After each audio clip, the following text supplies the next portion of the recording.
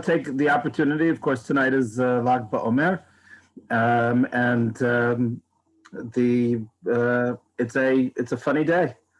Meaning, where does Lag BaOmer come from in terms of the holiday? Where's our Sfirat HaOmer, and in terms of the way that we Sfirat HaOmer, and I use the word commemorate. I don't use the word celebrate.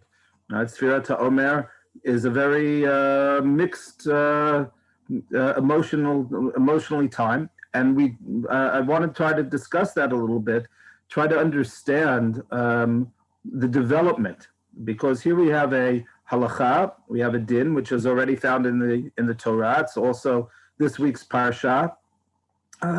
Not coincidentally, parsha, which we're going to be reading today, this Shabbat, is the parsha of Moadim. Generally, there's the second half of the parsha is devoted to various chagim that we have, and here it always falls out just around Lag BaOmer.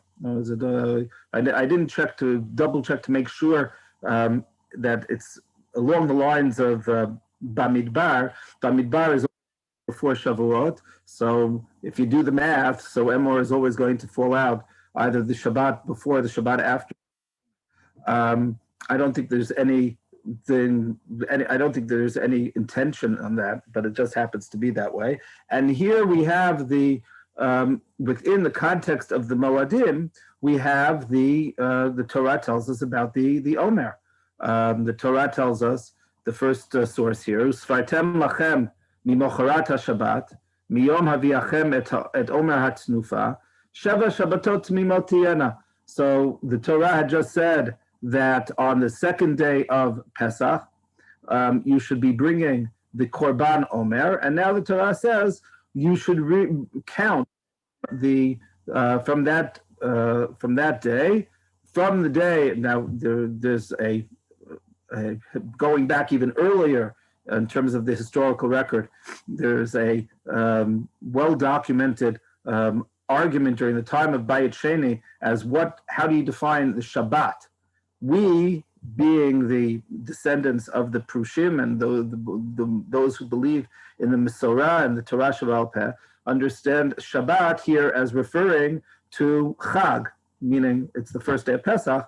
The Tzdukim, the Sadducees at the time, understood the Shabbat being the Shabbat of Pesach. For them, Shavuot always fell out on a Sunday. But we'll leave that aside for the moment. Now we count Haviachem et Omer hatznufa sheva Shabbatot tmimot tiyena. We count the 7 complete weeks. Ad mimocharat haShabbat hashviit tisperu chamishim yom. Meaning that now you have the day after that Shabbat of the 7th Shabbat. Count 50. You'll count 50 days. On the 50th day, v'yikravtem mincha chadasha l'Hashem. And that on that day you will bring the korban of the special korban of Shavuot, the korban of the shtei lechem, the only korban, by the way, in the Mikdash where chametz was brought onto the mizbeach. It was something to keep in mind. It was the journey of Pesach to Shavuot, which is connected by the Sfirat HaOmer, is also a journey from matzah to chametz. I'm just throwing out a lot of different ideas as we speak. But here, if you think about it, what would have happened during the time of the Beit HaMikdash? So this would have been presumably a very festive period. In other words, here you had Pesach on one bracket on one side, and now you have Shavuot on the other bracket, and you're counting up to it. Also, if you think about it in terms of the Midbar, that the countdown from Yetziat Mitzrayim, or the count up from Yetziat Mitzrayim, culminating in Matan Torah. One might argue that if you talk about the Arba Lashonot Geula, the 4 different terminologies that are used with regard to the Geula, so where the 5th Lashon is not Veheveti, that's already number 6. The fifth is after v'lakachti etchem li la'am v'hayiti lachem le'elokim, and I will be a God to you. V'hayiti lachem le'elokim is in effect is fulfilled when God gives us the Torah, gives us the Aseret HaDibrot on Shavuot. So here we have a very festive time. It's a time of a lot of anticipation and excitement. Obviously, in the Midbar, there were the setbacks that occurred there as well in terms of the man and Mara and all of those things that the Torah tells us about in Parshat B'Shalach. But the overall atmosphere presumably was one of excitement, anticipation, and certainly in the time of the Mikdash, it's a time from an agricultural perspective. Anyone who's been had the opportunity to travel around the country the last few weeks, so you see the fields that are getting ready to be harvested. Some of them have already been harvested in terms of the wheat, and this is a very, very exciting time. How did Sfirat HaOmer become a time of mourning, semi-mourning? I mean, I'm looking forward to being able to trim my beard tonight. What is the what's going on? So here I'd like to take a look and to sort of give it as an overview, to take a look at the way that the Torah presents it in the the Shulchan Aruch presents it, and then I'm going to work backwards to try to understand things that are going on. So here the whoops, I'm sorry. Okay, so the just try to see. There we go. I want to be able to use the highlighter. So here the Shulchan Aruch says the following: Minhagim shelo lisa isha ben Pesach la'atzeret ad lag la'omer. I'm just going to put a little highlight on that lamed.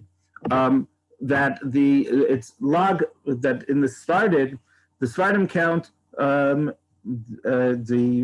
when they count each day of the Omer. So they'll say that today is, let's say tonight, will be Shlosha Ushloshim Yom La Omer, right? To the Omer, and we'll come back to that in a second. Mipnei Sheba'oto Zman Metu Tamidei Rabbi Akiva, because this is a period of mourning, because during this time, the students of Rabbi Akiva passed away. Aval la'ares u'lekach shapir dami. However, he says that you can have the first stage of wedding, namely we combine them, but the idea the period of time where the betrothal period, the nisuin nami, and also when it comes to the nisuin, misha kafatz the kanas ein onshinota. If somebody had decided to get married, and we'll see where the source comes from, against the Rabbanut's understanding, and had married a woman during this time, couple got married, we don't punish them for this. We don't view this as being something where they have violated a rabbinic decree. In other words, this is already indicative that this is a little different. In other words, if this was if you will, a strict Isur D'Rabbanan, so then we would expect there to be some sanctions that are involved. The fact that we go out of our way to say that there are no sanctions, so that's already telling us that it's not a very strict Isur that's going on. The Ramah continues and says, Mihu, however, Melag Ba'omer. So here you have this, it's a very subtle difference, right? Is that we have this La and Ba distinction, that the way that Ashkenazim count is not La Omer, but it's Ba Omer. Here in Israel, the overwhelming minhag, even amongst the Ashkenazim, is to say La and not Ba. I'll just point out that there's a difference between La and Ba. La is just from a grammatical perspective, and it also gives a different spin on all of the Sfirat HaOmer. There's a lot more to be said about this, but basically, if you think about it, the Torah, the Torah uses la and ba differently. So I'll give you two examples. We say this morning, we said that today, in terms of the count, the shir, we said Hayom Yom Chamishi Ba Shabbat. Right? We used the bet. The bet of Ba Shabbat meant that we are looking ahead. In other words, we're saying this is the fifth day of the week with Shabbat finishing. When do we use the la? We'll use the la as a for example, the B'chamisha Asar La Chodesh, when the Torah speaks of Pesach or of Sukkot.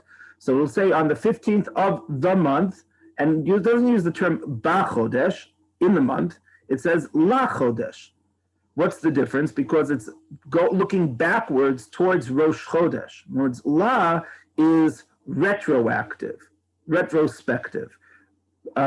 whereas Ba is looking forward to something which is occurring. We're counting up. If you're saying Ba, we're counting sort of backwards. If you're saying La, we're saying, if I say Ba Omer, so that means I'm looking at the counting of the Omer, which will culminate on the 49th day, the day on Erev Shavuot. If I'm say La Omer, so I'm looking back to the Korban HaOmer, which I brought back on the second day of Pesach, the first day of the Omer.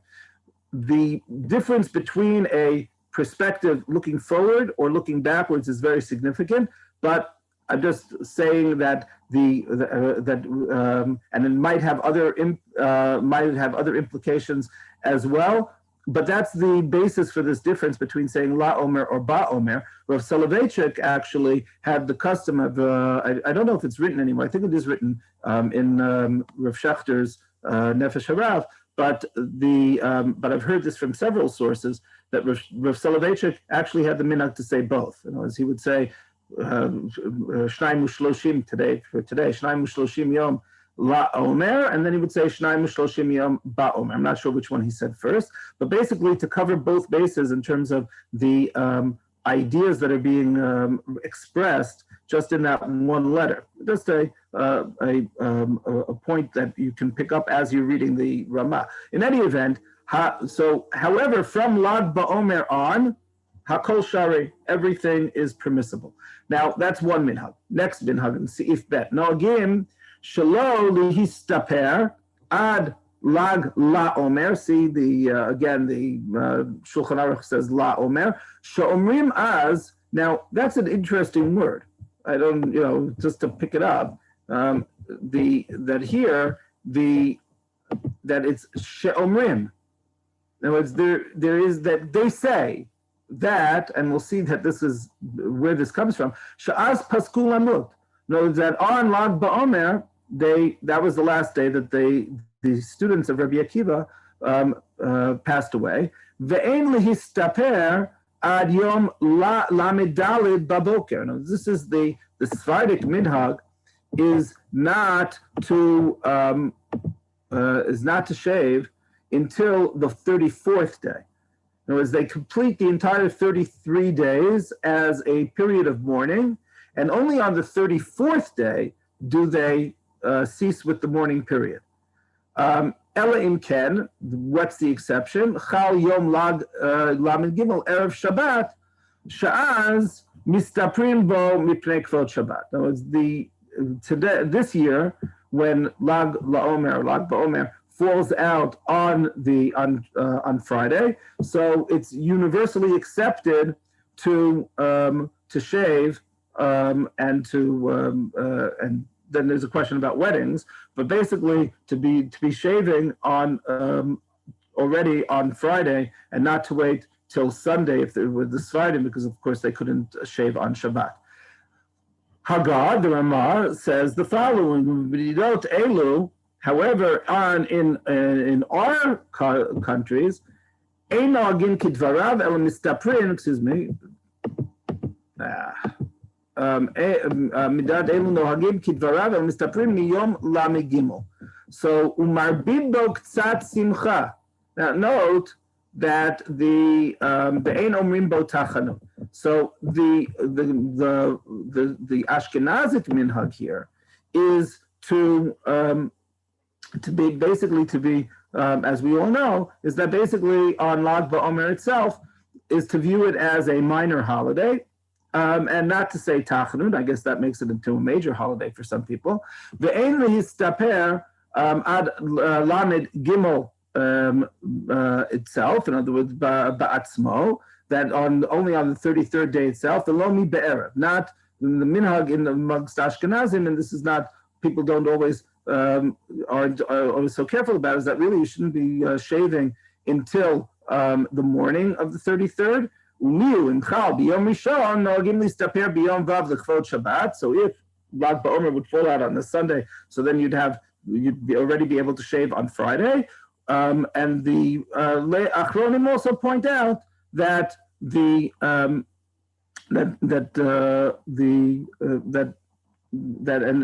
Sfardim, for the most part, also do this. That this year there isn't a problem in shaving already in the evening. Now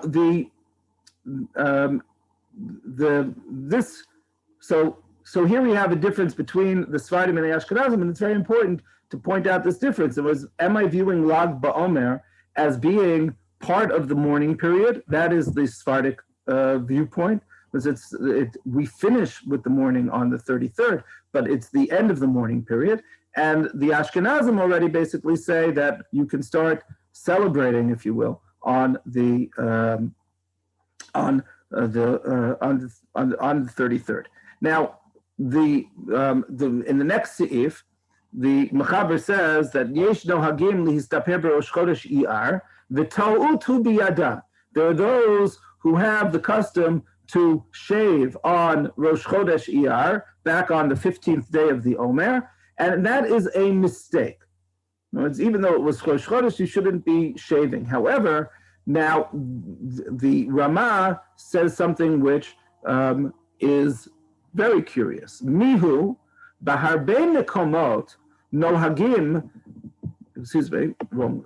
Mihu b'harbe mekomot nohagim listaper ad Rosh Chodesh Iyar, V'otan lo yistapru milag ba'omer ve'elech, af al pi shemutar listaper b'lag ba'omer ba'atzma. So now the Ramah introduces to us a new minhag, which is, and we have to see where the source of that minhag is, but a new minhag, and people might be familiar with the fact that in Sfirat Omer there are really three minhagim, we'll get to that, but there are two primary minhagim. The minhag that we spoke about earlier, that basically we have a period of mourning from the beginning of Pesach until, or immediately after Pesach, was on Pesach, of course, we don't mourn, until Lag BaOmer. The second minhag is to have a period of mourning starting on Rosh Chodesh Iyar, meaning on the 15th day of the Omer, and taking that mourning period until Shavuot, until right before Shavuot in the Shloshet Yimei Hagbalah, and this with a one-day break on Lag BaOmer. So the Ramah doesn't give us a rationale for it.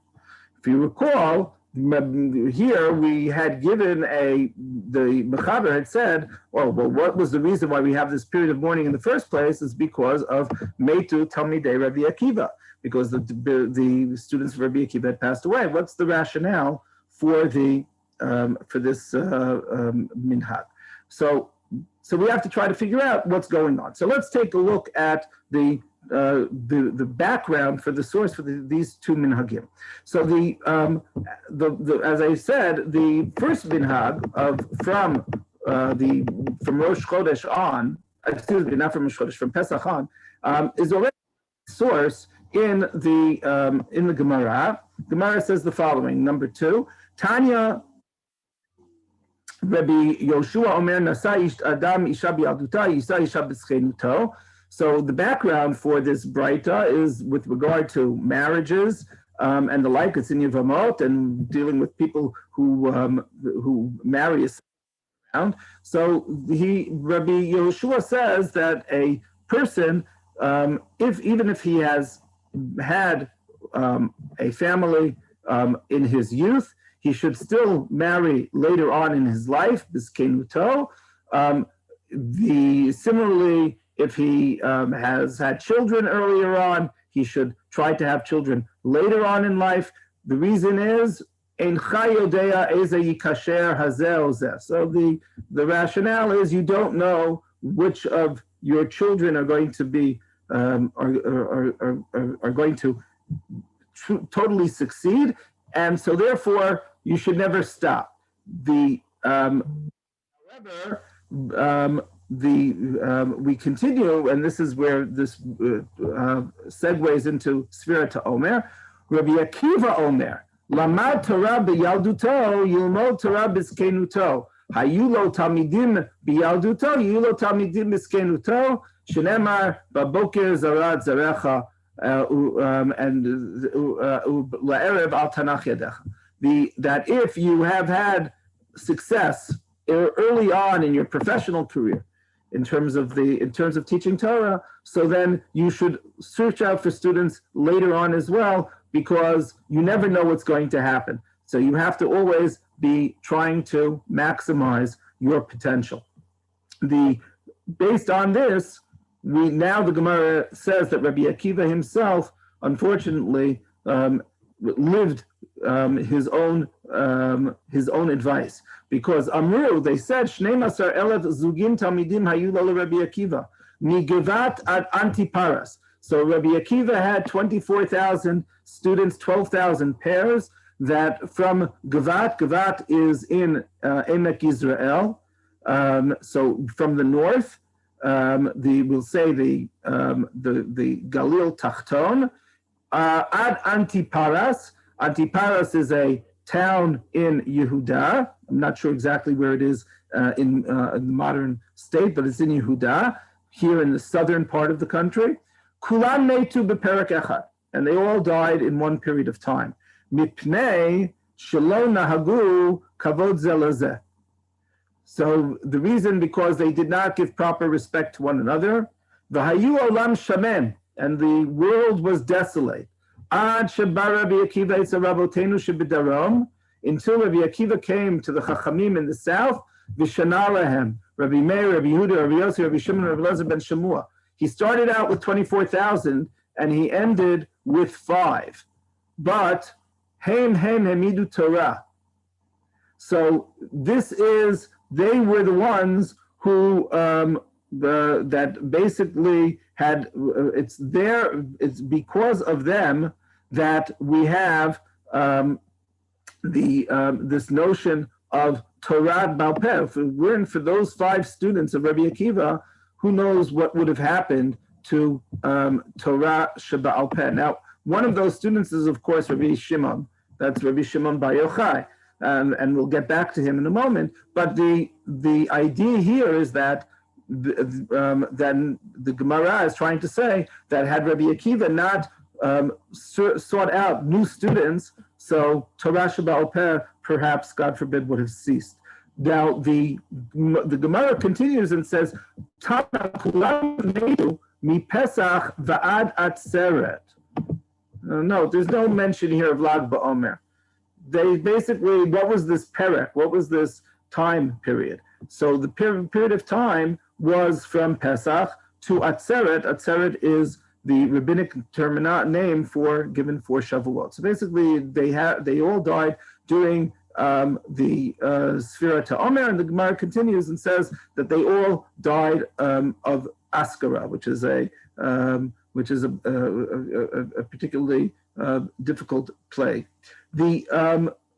Having said this, so okay, we have this idea that I shouldn't say the idea, we have a Misorah that they all passed away in during the period of Sfira to Omer. There's no mention in the Gemara at all of any mourning associated with this.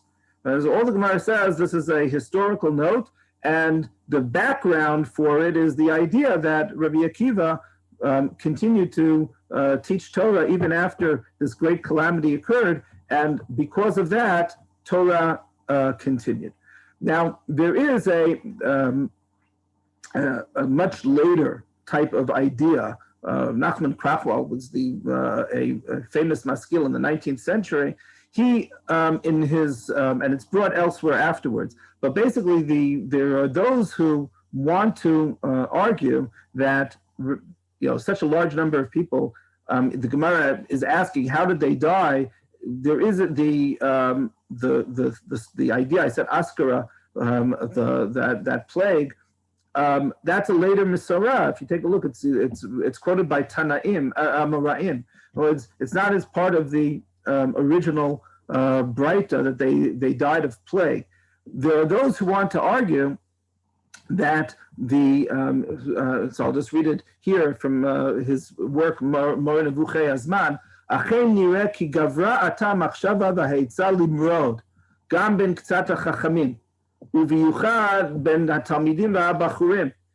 Rabbi Akiva was, and this is documented elsewhere, was the rabbinic and spiritual leader of the Bar Kokhba rebellion. Rabbi Akiva was of the opinion that Bar Kokhba was the Mashiach. In fact, he was the one who named Shimon Bar Kusba Bar Kokhba, that he named him the son of the star. He viewed him, Darach Kochav Miyakov, he viewed him as being the Mashiach.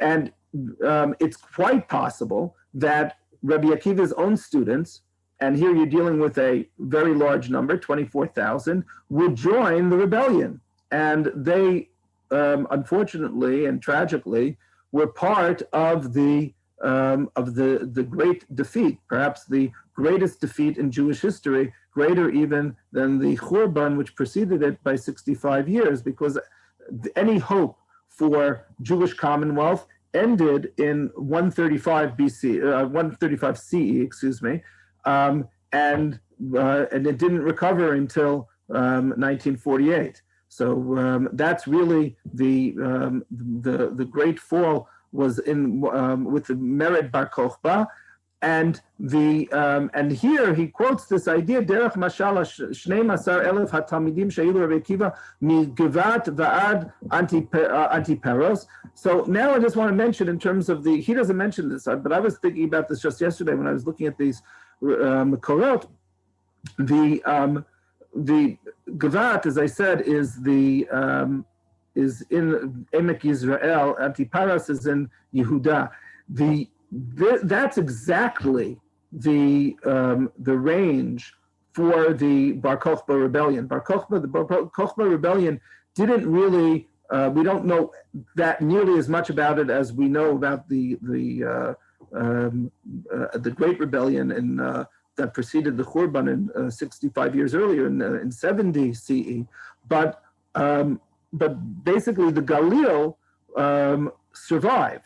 In other words, and seems to have been unscathed. And there are those who want to argue that the Jews in the Galil were not actively supportive of Bar Kokhba, and that's why the Romans spared them. Whereas the area around here was totally decimated, and Jews weren't allowed to come back into Yerushalayim except on Tisha B'Av. And Yerushalayim was renamed as a Roman city, Elu Capitolina.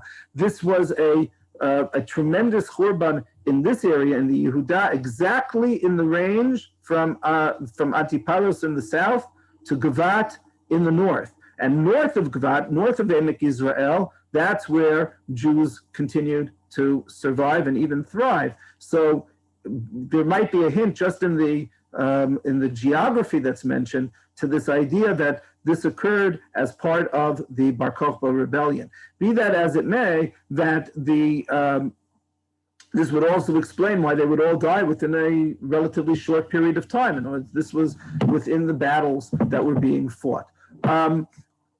This is, if that's the case, so then perhaps we can begin to understand why this period of time may have already had some kind of mourning associated with it because of the fall of Bar Kokhba that was associated, even though the final fall of Bar Kokhba, Beitar, is connected with Tisha B'Av. The Mishnah and Ta'anit says that that Beitar fell on Tisha B'Av itself. So this is a possibility. just throwing it out, because we don't have any mention, to the best of my knowledge at least, of any mourning period in the during the Sfirat HaOmer until the time of the Gaonim, much later. And here we have number 4. So why, you've asked, why don't we have this minhag? Why do we have this minhag of not having marriages? And here the minhag is again from Pesach to Atzeret.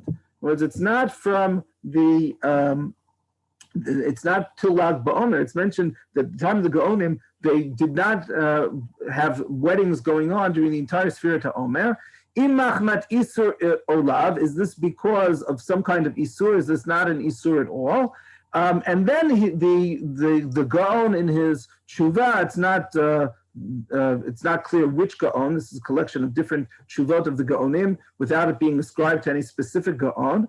So he says that it's not an Isur Ela Mishum Minhag. So this is indeed, the custom exists and you have to be aware of that custom, but it's a Minhag to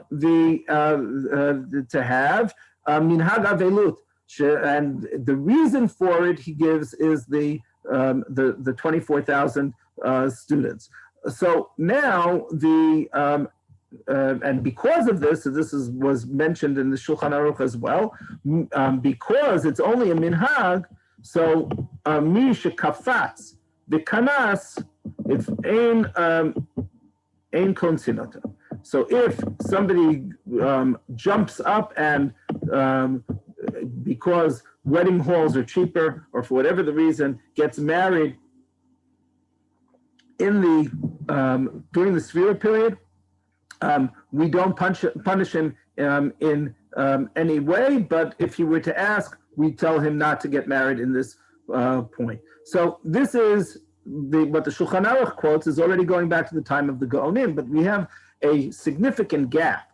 This tshuva, the earliest tshuva of the Gaonim, would be maybe the 8th or the 7th century.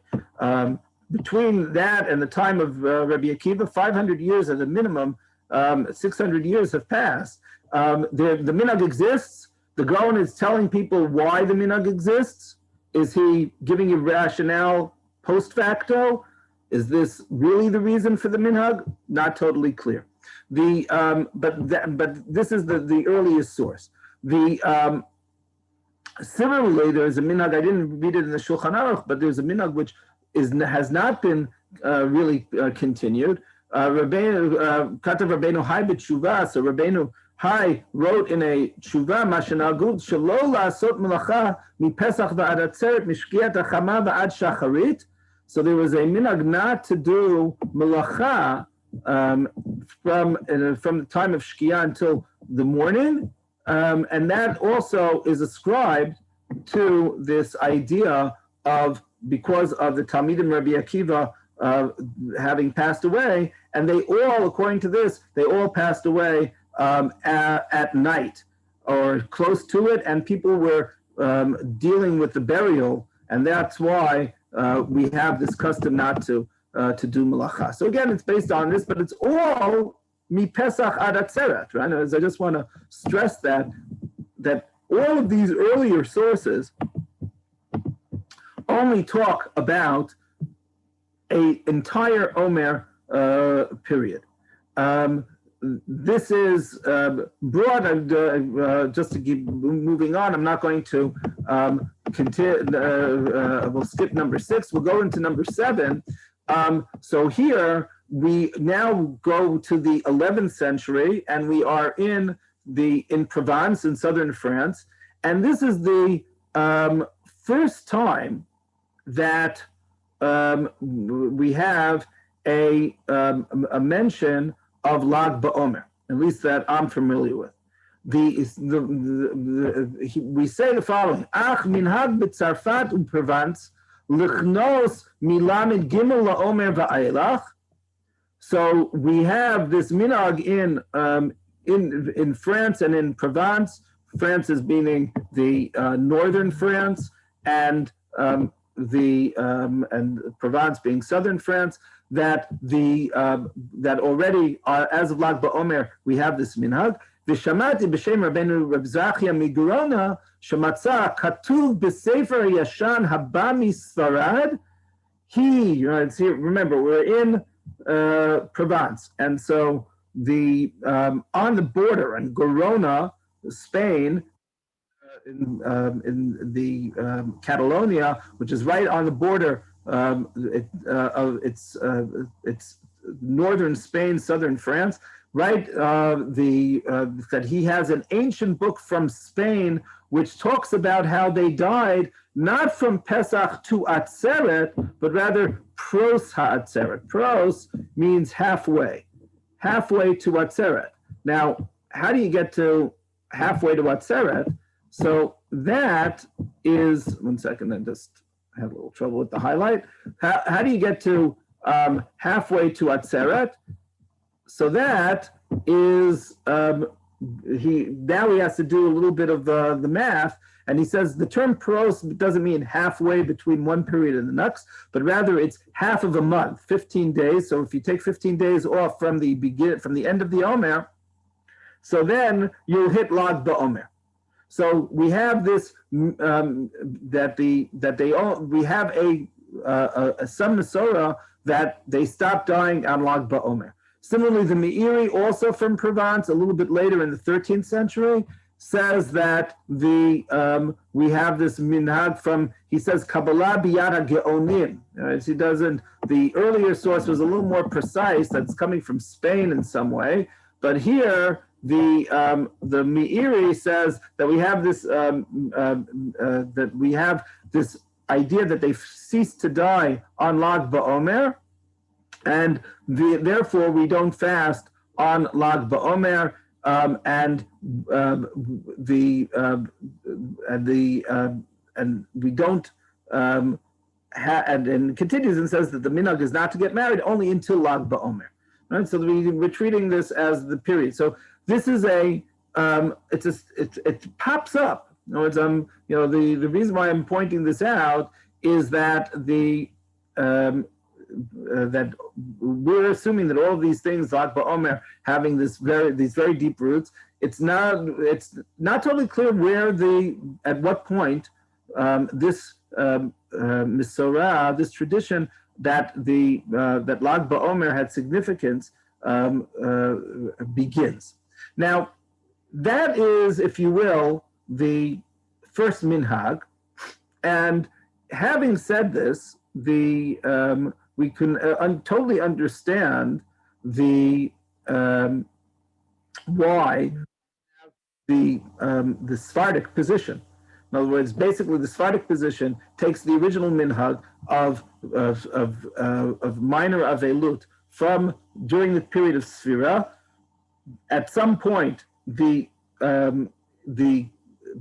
tradition becomes that instead of being Pesach ad Atzeret, from Pesach to Shavuot, it became from Pesach until Lag BaOmer.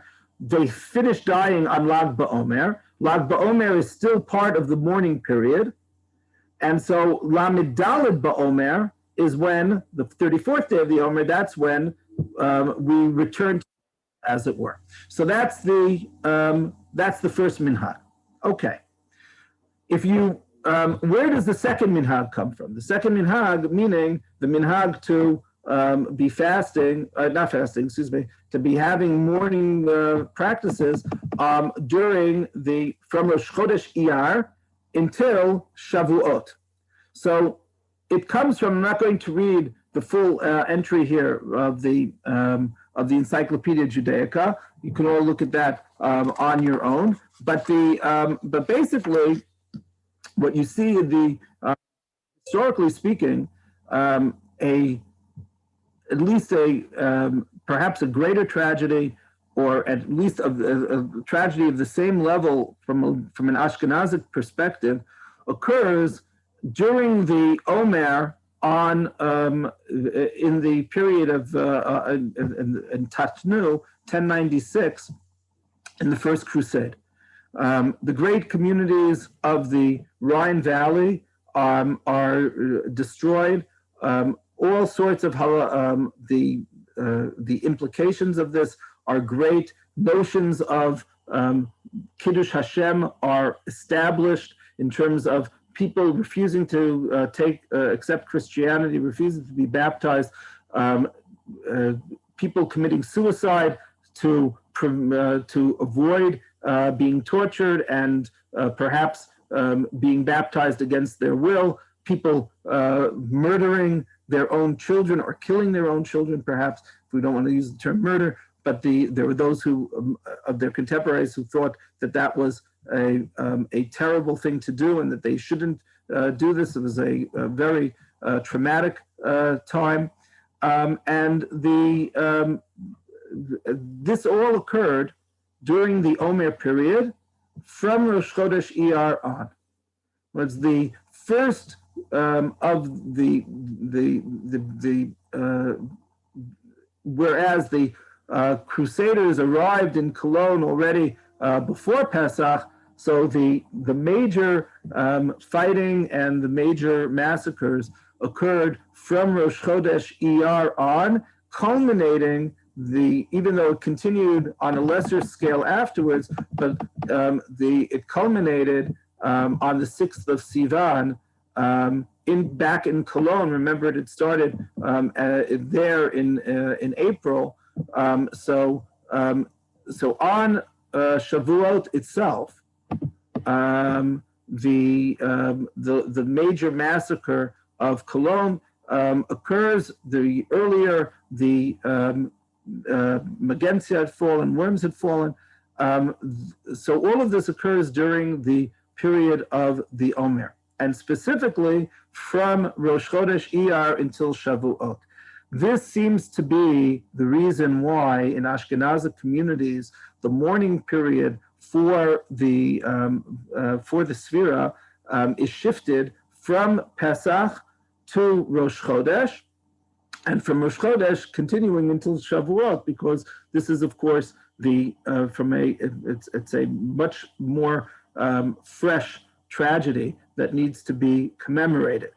This finds its echoes in all sorts of things that we do. For example,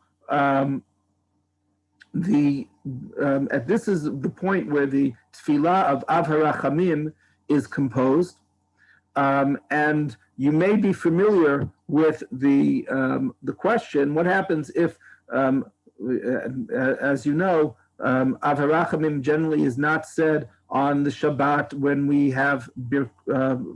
mevarech the Chodesh. It doesn't have Shabbos Mevarchim. We don't say Av HaRachamim certainly when it falls out on Rosh Chodesh. And yet, during the Omer period, and occasionally this will occur, that Shabbat is Rosh Chodesh. Rosh Chodesh falls out on Shabbat, and certainly there's Mevarchim. So the minhag is to say, there's the minhag to argue about whether you should say it or not. That's the dominant minhag. But if you're talking about from the question of saying Av HaRachamim, so just to take a look at the standard directions in the Sidurim, Lo b'Shabbat mevarchim lachodesh milvad k'shmevarchim chodesh Iyar v'chodesh Sivan. That generally we continue to say Av HaRachamim, which is a tefillah which is composed for the martyrs of the First Crusade, and unfortunately has been said for many martyrs since, is said on Rosh Chodesh Iyar and Rosh Chodesh Sivan, because this is the period of time where they actually died and they were actually murdered. So this is the time that we continue to say this, and the Ashkenazic minhag then becomes to shift the mourning period to the second half of the Sfira. If that's the case, so why on Lag BaOmer do we not have that mourning period? We saw in the Ramah that the minhag is that even though we're going to start up our mourning again right after Lag BaOmer, but we treat Lag BaOmer as being a holiday. So why is that the case? So here, the answer seems to be that and it's if you will, it's not totally clear why the actual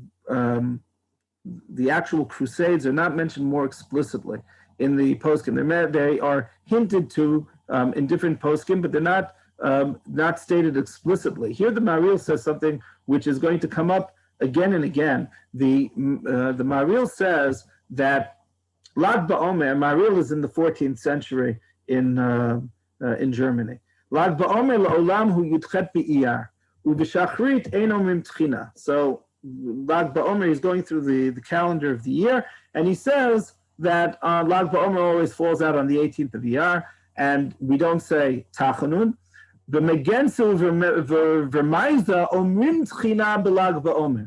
However, in Mainz and in Worms, so they do say Tachanun on Lag BaOmer, and the reason is clear. Those were the two major communities that suffered the most during the First Crusade. Was whatever minhag had been not to say Tachanun on Lag BaOmer until that point is forgotten. But in the rest of Ashkenaz, so if you will, the original minhag of viewing Lag BaOmer as being a day where the death stopped, that continued. But in Magensian and Vermaisa, they continue to say that. However, even so now, we have the following. Amar Mari Sagal. So, Afagav, De'ita b'Gemara, Tamida Rabbi Akiva, Meitu min Pesach Aratzeret. So, even though the Gemara talks about the entire Sphira period, Mikol Makom, Osin b'Yom Lag BaOmer Yom Simcha. So, apparently the Mesorah from Spain and from Provence, which we saw earlier, that they stopped dying on Lag BaOmer, didn't make it to Germany. Here, the rationale is the following: Mikol makom osin biyom Lag BaOmer yom simcha mishum demetu rak hayamim she'omrim behem tchina. So the reason why is that they only died on days, magically, if you will, that they only died on days when we say Tachanun. So if you take out the days that you don't say Tachanun in Sfirat HaOmer, there are 49 days in Sfirat HaOmer, and now we look at how many days do you need to, wouldn't you say Sfirat HaOmer? So take away Shivat Yemei HaChag, 7 days of Pesach, Shlosha Yamim Dechal Behem Rosh Chodesh, 3 days of Rosh Chodesh, V'sheva Shabbatot, and 7 Shabbatot, Pashu Lahu Shloshim V'shtayim. So that leaves you only 32 days in which people passed away, and therefore, when we mourn for 33 days, or 32 days, if you will. That's what we're mourning, because we can't mourn on Shabbat, we can't mourn on Chag, we can't really mourn on Rosh Chodesh. So our period of time is 33 days. That's why we finish on Lag BaOmer. Now, that's according to that rationale why we would finish on Lag BaOmer. Here, it's sort of saying, okay, day 33 has significance, and even though we're continuing our mourning practice, because our mourning practice in Ashkenaz is starting in Rosh Chodesh Iyar and it's going all the way to Shavuot, but the number 33 is a significant number. There is a third minhag, having said this. Okay, there's a third minhag, and I'm not going to read it inside because I want to get to another point about Lag BaOmer itself. But it also focuses on 33, namely that the 33 is if you take out all of the days that we don't say Tachanun during the course of the entire Sphira period. So as I said, there are the Shabbatot, there's the There's the Yom Tov, the Shabbat, there's Yom Tov of Pesach, there's Rosh Chodesh, there's Lag BaOmer itself. That leaves you 33 days not to say Tachanun, So the third minhag is that you have the mourning period for the entirety of the Sfirat HaOmer. If you will, it is the minhag. It might be the latest of the minhagim, or it might be the first. It's not totally clear, but it's the minhag which is certainly most loyal to the original wording of the Gemara. The original wording of the Gemara, if you recall, was mi Pesach ad Atzeret, from Pesach until Shavuot. The entire Sfira period was the period of time when the students of Rabbi Akiva either died or were killed in battle, one or the other. But that was the period of time that they died, from Pesach until Atzeret. Now, in that period, so that if there's going to be a minhag to have mourning as a result, it should be for the entirety of Sfirat HaOmer. If you take away the 16 days in which you do not say Tachanun, so then you're left with 33 days to be commemorating this event with mourning. So you still have 33 days. All three minhagim have 33 days. Minhag number one, again, is from Pesach until Lag BaOmer, so that's 33 days. Minhag number two is from Rosh Chodesh Iyar until Shavuot, that's 33 days. If you, this minhag, but those are, if you will, are 33 days gross of taking 33 days in a row, and when you're having the period of time, even though some of those days are going to be Shabbat. On the other hand, you have this other minhag that says it has to be 33 days net. And those 33 days net is 49 days of the Sfirat HaOmer, subtracting days which are days which we don't say Tachanun, either because they're Yom Tov or Shabbat or Rosh Chodesh, etc. So that is all the three minhagim. They're all focusing on the number of 33.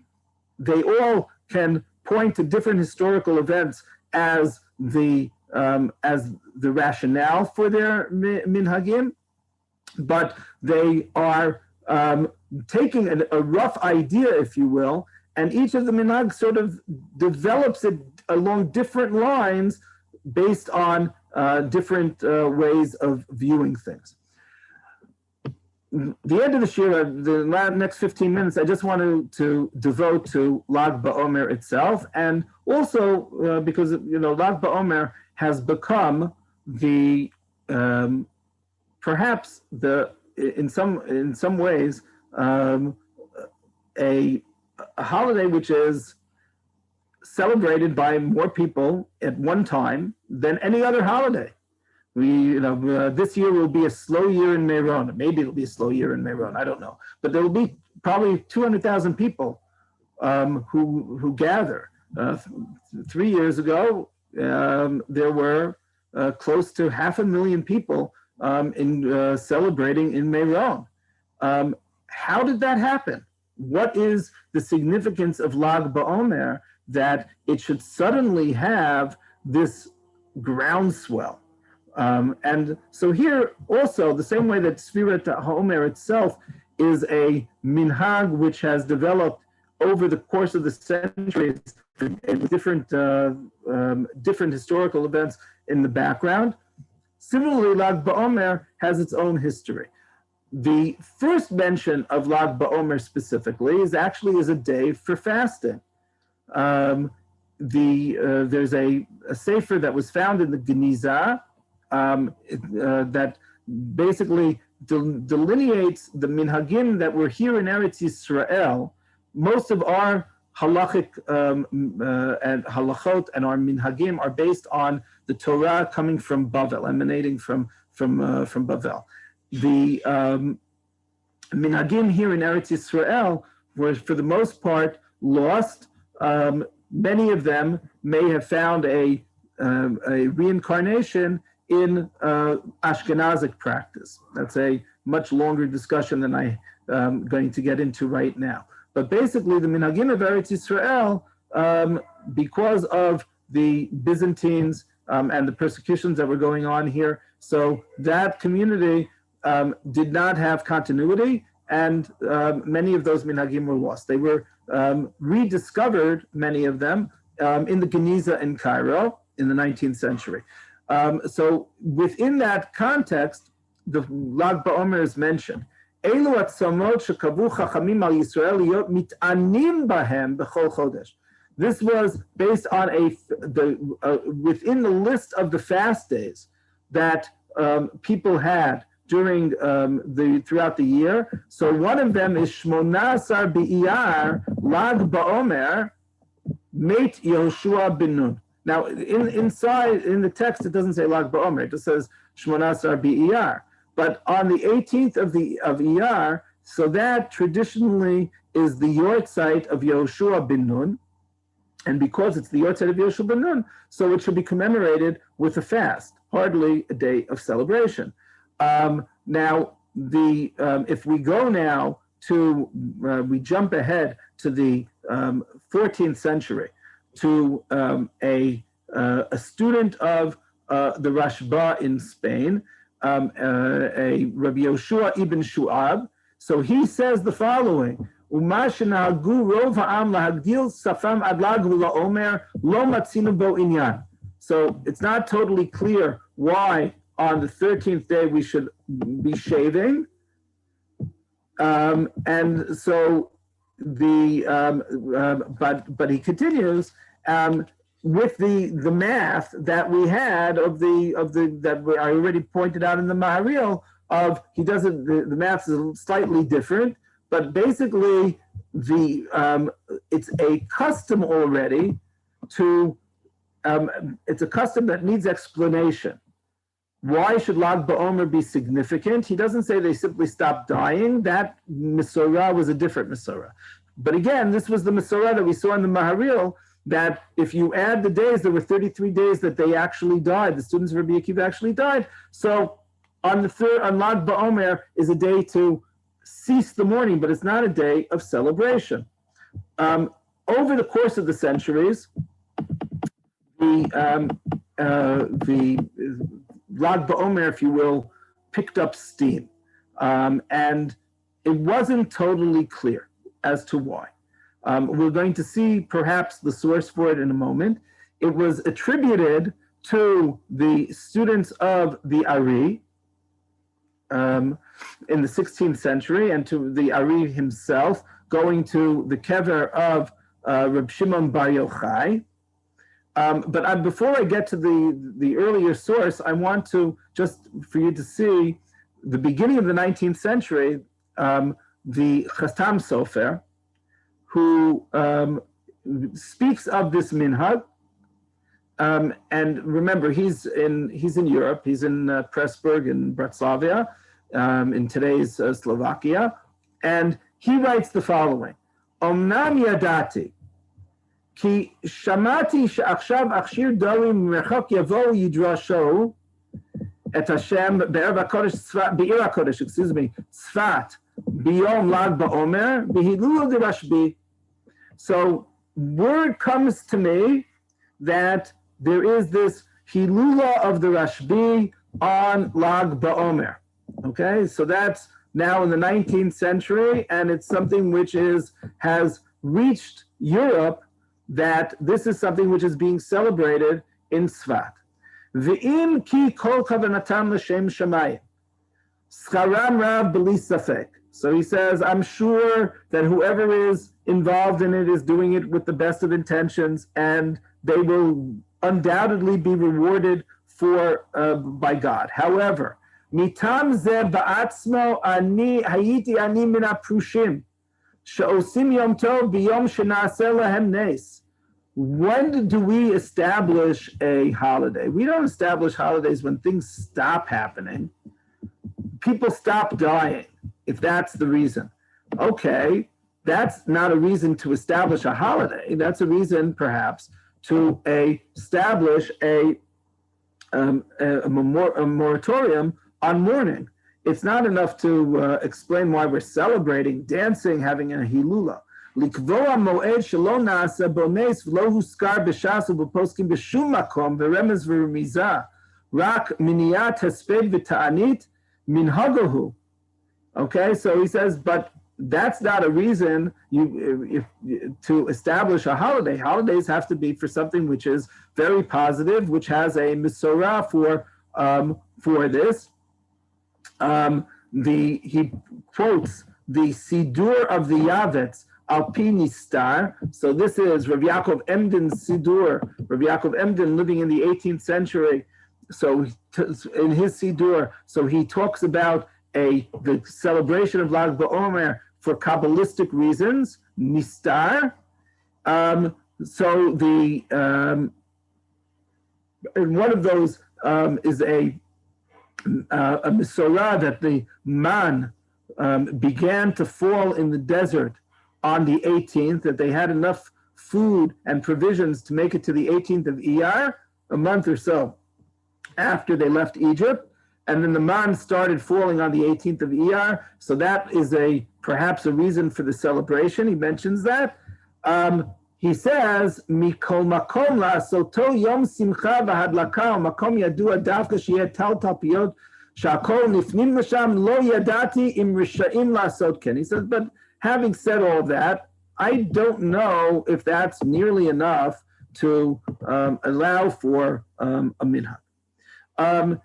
There were contemporary of poskim of the Chtam Sofer who were very much opposed to it. Now, the Chtam Sofer is opposed, but it sounds as though he is somewhat lukewarm in his opposition. There were other poskim who were very much opposed to it because basically their argument, and perhaps this is a larger phenomena. Since when do we celebrate on a yortzeit? We just saw the Minhag of Eretz Yisrael was to fast because there was the yortzeit of Rabbi Yoshua ben Nun. Traditionally, on yortzeits, the descendants of the person who passed away fast. And now we're celebrating because it's the yortzeit of Rabbi Shimon Bar Yochai. Since when does that happen? And because of that, they said there were people who stopped fasting for their own yortzeits, because if we're not going to fast, we're going to celebrate for Shimon Bar Yochai. So of course, could be where the minhag to make a l'chaim and a little bit of a kiddush on a yortzeit starts because of the minhag of Lag BaOmer to be celebrating the yortzeit of Reb Shimon Bar Yochai. So that in of itself is a negative in the eyes of these poskim. And so therefore they wanted to squelch any celebration on Lag BaOmer because it was impacting on the way that people were commemorating their own yortzeits, and that's something that should not have happened. There is an excellent article, and I recommend it. Here you can all take a link. It was published on the Sfarim blog about 6 years ago, and I very, very much recommend the article. Which it's much broader than the parts that I'm going to be bringing here.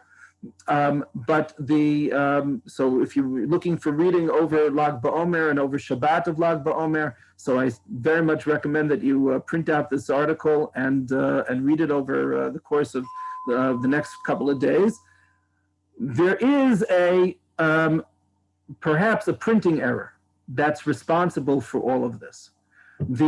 There was a sefer, an influential sefer called the Pri Eitz Chaim, which was first printed in 1785 and was subsequently printed in 1802, and which describes different minhagim of the Ari. Remember, the Ari lived in the 16th century, so we're talking about a gap of more than 200 years.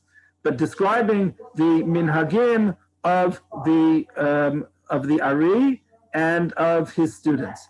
And so in the printing, it was the following, that in the second printing, it says the following: Hatam shemet Rashbi biyom Lag BaOmer ki hu mitalmidei Rabbi Akiva haniskar le'el shemetu b'sfirat ha'omer. Words, here in the last line, and because it's coming from a picture, I can't highlight it. But you can see the bottom line there. Hatam Shemet Rashbi, right over here. That the rationale is because Rabbi Shimon Bar Yochai passed away on this day. Now, in the paragraph beforehand, which because of the time I'm not going to read, it discusses how the Ari would go to Meron on Lag BaOmer, and there was one of his students who had a minhag of saying Nachem in Birkat HaMazon, that on throughout Sfirat HaOmer, and he didn't stop saying it on Lag BaOmer, and the Ari said that this is a mistake, and that the person would be punished for saying Nachem on Lag BaOmer, and indeed he was. But the reason that is given here is that this is the yortzeit of Reb Shimon Bar Yochai, meaning because he was one of the students of Rabbi Akiva, and he was one of the surviving students of Rabbi Akiva. Because he was a surviving student of Rabbi Akiva, so he did not. So that's why we celebrate his passing away, if you will, of natural causes, instead of having died of the plague during the course of the Sfirat HaOmer, along with the rest of the students. However, in the original printing in 1752 and in 1782, it says the following: Ki gam Rashbi aya mitalmidei Rabbi Akiva, vehu, take a look, samach, not shemet with a taf, but samach. Rabbi Shimon Bar Yochai was happy on Lag BaOmer, because this was a day when people stopped dying. In other words, this was and this is the original printing. The original printing read it as Samach. There are many sources afterwards, subsequently, and here in the paragraph, he mentions several of them, the Chida, etc., who view this as being the authoritative Mesorah. Not that this is the Reb Shimon Bar Yochai had passed away on Lag BaOmer, but rather that Reb Shimon Bar Yochai had a holiday for himself on Lag BaOmer, because this is when the other students had ceased to die. And here, this is just to continue it, that Rav Zevin also notes he has a letter which was written to him by the Lubavitcher Rebbe, where the Lubavitcher Rebbe says that that indeed the idea of it being, and he says explicitly that here ulai yesh ta'ut sofer, this is a mistake. In other words, that basically the entire idea that this was being celebrated by the Ari because it was the yortzeit of the yortzeit of Rashbi is not true, but rather that it is true that the Rashbi had some kind of celebration. In the article that I mentioned, so he tries to find the roots of the celebration for the Ari in Meron. He has a couple of hypotheses why the Ari began to have a minor celebration, and I stress the word minor, celebration on Lag BaOmer. But be that as it may, it's not because of the yortzeit of Rav Shimon Bar Yochai. So the Mesorah of even being the yortzeit of Rav Shimon Bar Yochai only begins in the 18th century, and is attributed earlier to the Ari, but it takes off. In other words, it becomes as we all know, how much it's taken off. And it really becomes an example of how Minhagim develop, And at this point, I want to go back to, and with this I'll close, I want to go back to what the Chatam Sofer said. Now, the Chatam Sofer, again, was not enthusiastic about this particular minhag. But he also didn't say that it was such a terrible thing. He said, okay, we have this, this is not why we normally establish minhagim, or excuse me, holidays, but he says that the idea that, and now I'll just, I read it through quickly, but now I'll highlight it, that if it's because im ki kol kavanatam l'shem shamayim scharam rav b'li, as long as minhagim, whether actually this is the yortzeit of Rabbi Shimon Bar Yochai, it's not the yortzeit of Rabbi Shimon Bar Yochai, it's the reason because the students stop passing away, or it's because we have some kind of Masorah of 33 days, and so Lag BaOmer is day 33, or it is for some other reason. Lag BaOmer has become firmly entrenched in the Jewish calendar as a day to be celebrated and reckoned with. As long as our kavanot are l'shem shamayim, I think that we should keep that in mind. Was that minhagim, and here we have a really wonderful example of it. We've spoken about minhagim in the past, but here this is a minhag that has developed and changed and transformed itself over the course of perhaps 2,000 years. And certainly since the time of the Gaonim of 1,200, 1,300 years ago. And each way has been transformed to mirror the situation on the ground in different places, whether it's the situation in the original minhag of which is the Sephardic minhag, or what happens in Ashkenaz, or the taking of Lag BaOmer and turning it into a holiday and a gathering and the hulula of in Meron. As long as our minhagim are all l'shem shamayim, we should all be zoche to scharam rav b'li safek. So everyone should have a happy Lag BaOmer and an uplifting Lag BaOmer, and a continuation of our sfira, that our sfira should be sfira of BaOmer. Look forward to our Matan Torah on Shavuot.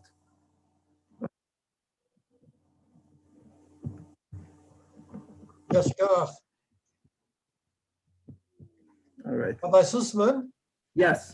At the very beginning, you were talking about the difference between Lag BaOmer BaOmer or La Omer.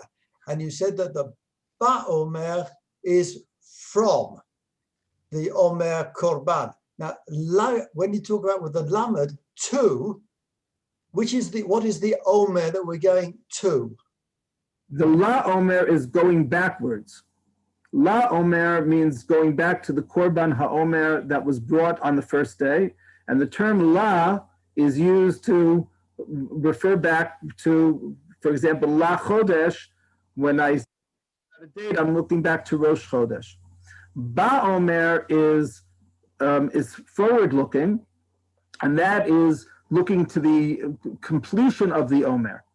So we're saying this is 32 today, looking forward to the end of the Omer, that we are counting towards the end of that period, along the same way that we said today for the Shir Shel Yom Chamishi Shabbat, that we say today is the 5th day of the Shabbat, looking forward to it. So that's saying that the Omer then is not actually talking about the Korban Omer like it is. Correct. It's talking about the Sfirat HaOmer. Thank you. Or Matan Torah. I mean, the end Or of Torah. which ends in, as I said, there's more to be said about it, and might be a bit of an explanation of the different minhagim of what happens if you, for example, if you didn't say if you missed a day. So do you continue it? Is each day in itself a This, uh, in itself, or do you need the entire period? So if you're looking backwards, so you could say that each day is in itself important landmark. If you're looking back, if you're looking forward, perhaps the entirety of it. But as I said, that's for a longer discussion. let's go. Okay. Shabbat Shalom. I'm looking forward to hopefully the next time that we meet, we'll meet in person. Have the shiurim back in Nitzanim and not on the computer screen. Amen. And we'll be able to eat something. Well, we'll be able to eat together. That's the point. Right. My guess is that more people ate during the shiur than would eat in Nitzanim. So It will- take care. Cool. Bye-bye.